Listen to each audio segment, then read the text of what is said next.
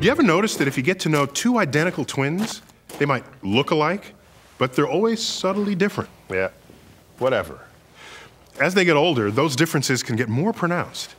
Two people start out the same, but their appearance and their health can diverge. For instance, you have more gray hair. No, I don't. Identical twins have the same DNA, the exact same genes. Yeah. And don't our genes make us who we are? Well, they do, yes, but they're not the whole story. Some researchers have discovered a new bit of biology that can work with our genes or against them. Yeah, you're heavier and I'm better looking. Yeah, whatever.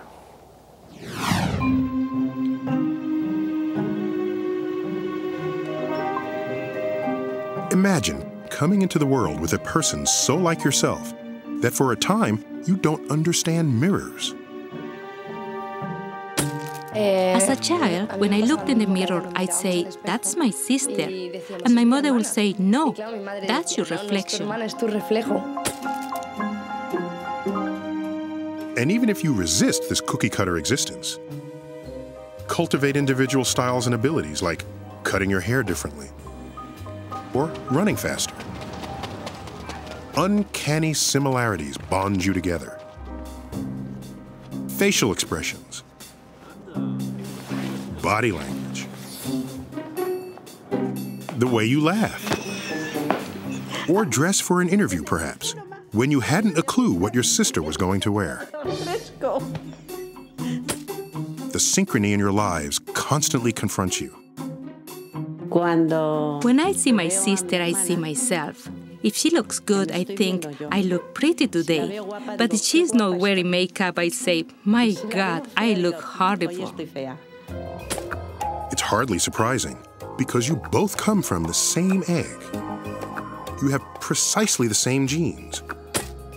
And you're literally clones, better known as identical twins. But now, imagine this. One day, your twin, your clone, is diagnosed with cancer. Por favor. If you're the other twin, what can you do except wait for the symptoms? I have been told that I am a high risk for cancer. Damocles' sword hangs over me. And yet, it's not uncommon for a twin like Anna Marie to get a dread disease, while the other, like Clotilde, doesn't. But how can two people so alike be so unalike?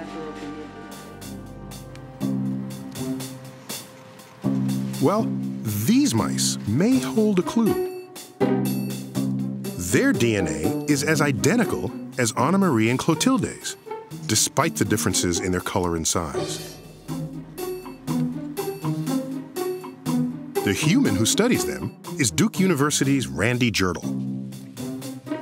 So Randy, I see here you have skinny mice and fat mice. What have you done in this lab? Well, these animals are actually genetically identical. The fat ones and the skinny ones? That's correct. Because these are huge. They're huge. Can we weigh them to find out? So if you take, this is... Looks like they can barely walk. They can't walk too much. They're not going to be running very far. So that's about 63 grams. 63 grams. Let's look at the other one. So it's half the weight. Right. This gets even more mysterious when you realize that these identical mice both have a particular gene called agouti. But in the yellow mouse, it stays on all the time, causing obesity. Just look at this. So what accounts for the thin mouse? Exercise? Atkins? No. A tiny chemical tag of carbon and hydrogen, called a methyl group, has affixed to the agouti gene, shutting it down. Living creatures possess millions of tags like these. Some, like methyl groups, attach to genes directly, inhibiting their function. Other types grab the proteins, called histones, around which genes coil, and tighten or loosen them to control gene expression. Distinct methylation and histone patterns exist in every cell, constituting a sort of second genome, the epigenome. Epigenetics literally translates into just meaning above the genome. So if you would think, for example, of the genome as being like a computer, the hardware of a computer, the epigenome would be like the software that tells the computer when to work, and how much. In fact, it's the epigenome that tells our cells what sort of cells they should be. Skin, hair, heart. You see, all these cells have the same genes, but their epigenomes silence the unneeded ones to make cells different from one another. Epigenetic instructions pass on as cells divide, but they're not necessarily permanent. Researchers think they can change, especially during critical periods like puberty or pregnancy. Drödel's mice reveal how the epigenome can be altered.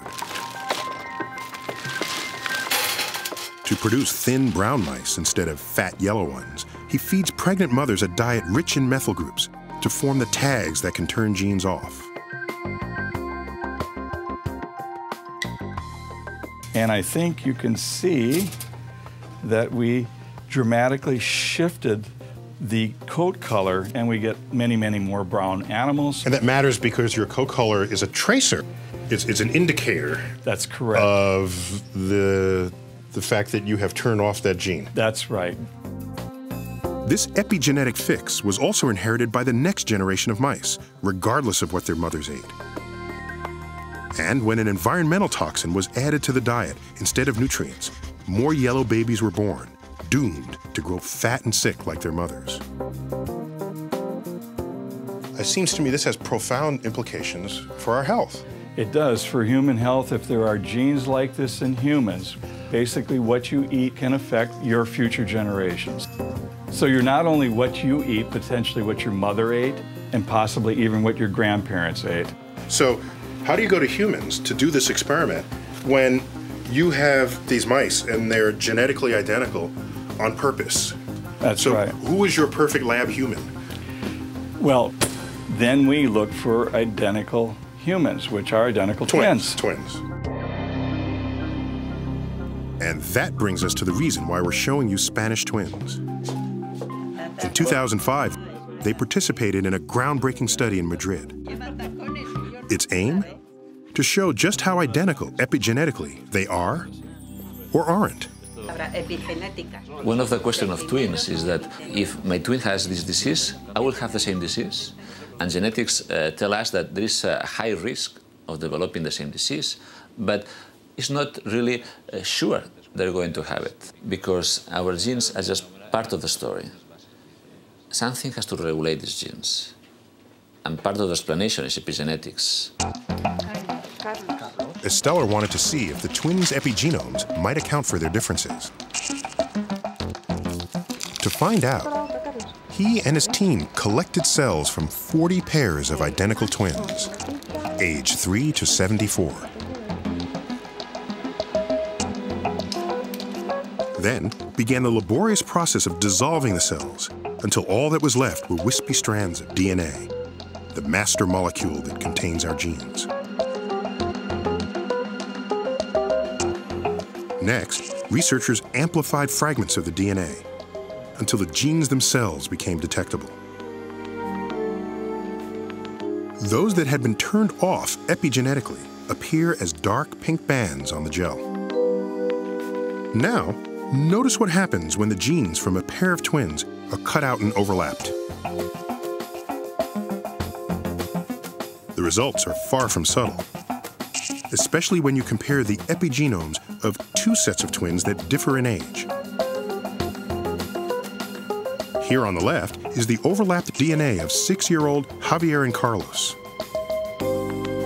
The yellow indicates where their gene expression is identical. On the right is the DNA of 66-year-old Anna Marie and Clotilde. In contrast to the younger twins, hardly any yellow shines through. Their epigenomes have changed dramatically. The study suggests that as twins age, epigenetic differences accumulate, especially when their lifestyles differ. One of the main findings of our research is that epigenomes can change in function of what we eat, of what we smoke, of what we drink. And this is one of the key differences between epigenetics and genetics. As the chemical tags that control our genes change, cells can become abnormal, triggering diseases like cancer. Take a disorder like MDS, cancer of the blood and bone marrow. It's not a diagnosis you'd ever want to hear. When I went in, then he started patting my hand and he was going, your blood work does not look very good at all, and that I had MDS, leukemia, and that there was not a cure for it. And basically I had 6 months to live. Was epigenetics the reason? Could the silencing of critical genes turn normal cells into cancerous ones? It's scary to think that a few misplaced tags can kill you. But it's also good news, because we've traditionally viewed cancer as a disease stemming solely from broken genes. And it's a lot harder to fix damaged genes than to rearrange epigenetic tags. In fact, we already have a few drugs that will work. Recently, Sandra Shelby and Roy Cantwell participated in one of the first clinical trials using epigenetic therapy. The idea of epigenetic therapy is to stay away from killing the cell. Rather, what we are trying to do is diplomacy, trying to change the instructions of the cancer cells, reminding the cell, hey, you're a human cell, you shouldn't be behaving this way.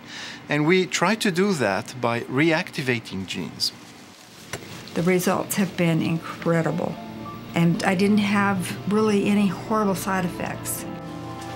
I am in remission, and going in the plus direction is a whole lot better than the minus direction. In fact, half the patients in the trial are now in remission. But while it may be easier to fix our epigenome than our genome, messing it up is easier too. We've got to get people thinking more about what they do. They have a responsibility for their epigenome. Their genome they inherit, but their epigenome they potentially can alter, and particularly that of their children. And that brings in responsibility, but it also brings in hope. You're not necessarily stuck with this. You can alter this.